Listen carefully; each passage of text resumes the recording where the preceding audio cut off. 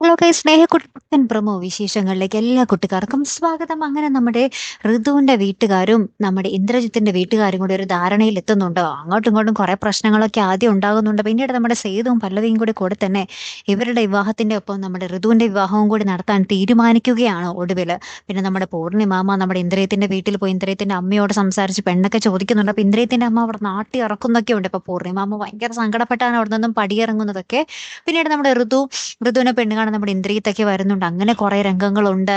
പിന്നെ നമ്മുടെ പല്ലവിയുടെയും സേതുവിന്റെയും കല്യാണ മുഹൂർത്തം അതുമുണ്ട്. അപ്പൊ ഈ രണ്ടിന്റെയും ഇടയിൽ നമ്മുടെ ഋതുവിന്റെയും ഇന്ദ്രിയത്തിന്റെയും വിവാഹകാര്യം ഇങ്ങനെ പറയുന്നതിനിടയിൽ നമ്മുടെ ഇന്ദ്രിയത്തിന്റെ അമ്മ എന്തോ ഒരു കണ്ടീഷൻ അവിടെ വെക്കുന്നുണ്ട്.